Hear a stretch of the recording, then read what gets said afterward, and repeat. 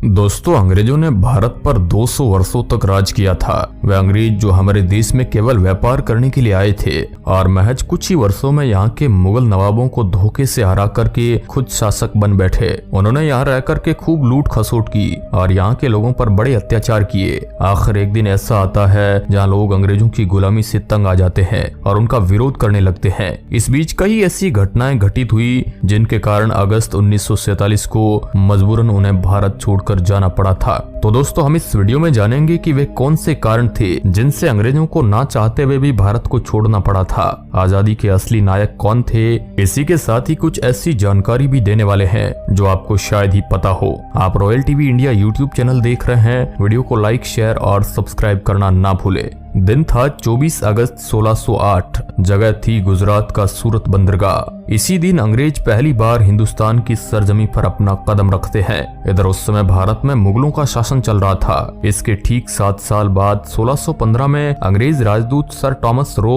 मुगल बादशाह जहांगीर के दरबार में जाता है। अंग्रेजों को भारत में व्यापार की अनुमति मिल जाती है। दोस्तों, इससे पहले भी अंग्रेजों ने अनुमति चाही थी, लेकिन उनको व्यापार की अनुमति नहीं दी गई। अब अचानक ऐसा क्या हुआ कि सर थॉमस रो को व्यापार की अनुमति के साथ साथ उन्हें बड़ा मान सम्मान भी दिया गया। जहांगीर अंग्रेजों को भारत में इसकी अनुमति कभी नहीं देना चाहते थे, क्योंकि इनसे पहले पुर्तगाली भारत में जो आतंक मचा रहे थे उनसे मुगल बादशाह भी परेशान थे।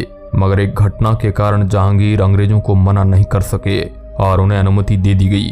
पहले जान लेते हैं क्या थी वह घटना। एक बार जहांगीर की बेटी जहांआरा, जो कि उनकी बहुत ही प्रिय थी, वह अपने जन्मदिन की तैयारी करते समय बुरी तरह जल जाती है।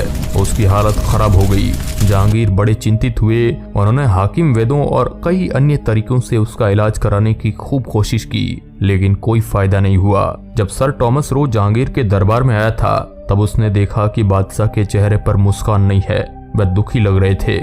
पूछने पर उन्होंने बेटी का इलाज न होने की बात बताई। सर टॉमस रो ने बादशाह को भरोसा दिलाया कि वह उनकी बेटी का इलाज करवा कर देगा। बादशाह ने इसके बदले कुछ भी करने का वचन दे दिया। इसके बाद उस अंग्रेज ने तुरंत ही ब्रिटिश डॉक्टर को बुला दिया और जहांआरा का इलाज ब्रिटिश मेडिकल से करवाना शुरू कर दिया। आप जानते हैं कि आज भी एलोपैथी की दवा ही सबसे ज्यादा काम करती है। उस समय भी कुछ ही दिनों में जहांगीर की बेटी ठीक हो जाती है, जिसे देखकर बादशाह बड़े खुश हुए और इसके बदले सर थॉमस रो ने बादशाह से व्यापार की अनुमति मांग ली। जहांगीर मजबूर थे, वे मना नहीं कर सके और अंग्रेजों को व्यापार का शाही फरमान जारी कर दिया गया। दरअसल अंग्रेजों को भारत में व्यापार की बड़ी संभावनाएं नजर आ रही थी। वे भारत से बड़ी मात्रा में चाय, मसाले और अफीम का व्यापार करने लगे थे। अंग्रेज चापलूसी में बड़े माहिर थे। अब अंग्रेज पूरी तरह से भारत में अपने पांव मजबूत कर चुके थे। अंग्रेज व्यापार के साथ साथ शासन में भी हस्तक्षेप करने लगे थे। उन्होंने यहाँ के राजाओं की आपसी फूट का फायदा उठाते हुए अपनी शक्ति को ज्यादा मजबूत कर लिया था। अंग्रेजों ने 1757 में प्लासी के युद्ध में मुगलों को हराकर बंगाल पर अधिकार कर लिया था। इसके बाद 18वीं सदी के अंत तक पूरे भारत पर अंग्रेज अपनी हुकूमत स्थापित कर चुके थे। इस दौरान उन्होंने भारतीय उद्योग धंधों को पूरी तरह से चौपट कर दिया था। अब वे भारत से कम दाम में कच्चा माल खरीदकर ब्रिटेन भेजते और वहां से तैयार माल भारत में लाकर कई गुना दामों में बेच देते। इससे अंग्रेज व्यापारियों को बड़ा फायदा होने लगा, मगर उन्होंने भारतीय लोगों का खूब शोषण किया था, जिससे उनकी स्थिति दिन ब दिन खराब होती चली गई। मगर भारतीयों के दुख दर्द से उनको भला क्या फर्क पड़ने वाला था। उनको तो बस ब्रिटेन में बैठे अपने आकाओं को खुश करना था। अंग्रेजों के जुल्म और भेदभाव वाली नीतियों को देखकर देश में जगह जगह अंग्रेजों का विरोध होना शुरू हो गया था।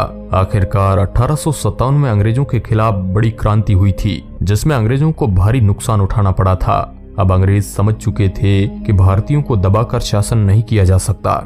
इस क्रांति में मंगल पांडे, झांसी की रानी लक्ष्मीबाई, तांतिया टोपे जैसे वीर क्रांतिकारियों ने अंग्रेजों के छक्के छुड़ा दिए थे। लोगों ने विदेशी वस्तुओं की होली जलानी शुरू कर दी। हर विदेशी वस्तु का बहिष्कार होने लगा था। लेकिन क्या आप जानते हैं कि वह कौन से असली कारण थे जिनसे डरकर अंग्रेज समय से पहले ही भारत छोड़ने के लिए तैयार हो गए थे? साल था 1939 का। दुनिया में दूसरा विश्व युद्ध शुरू हो गया था। अंग्रेज चाहते थे कि भारतीय उनकी तरफ से युद्ध लड़े और गांधी जी भी यही चाहते थे। लेकिन सुभाष चंद्र जैसे कई स्वतंत्रता सेनानी मानते थे कि देश के लिए आजादी का इससे अच्छा मौका और नहीं हो सकता। अब यदि कहा जाए तो अंग्रेजों को यदि किसी ने नुकसान पहुंचाया है तो वे थे हिटलर और दूसरे थे सुभाष चंद्र बोस। इस युद्ध में इंग्लैंड की अर्थव्यवस्था चौपट हो गई थी। द्वितीय विश्व युद्ध की समाप्ति के 2 साल बाद अंग्रेजों को भारत छोड़ना पड़ा था।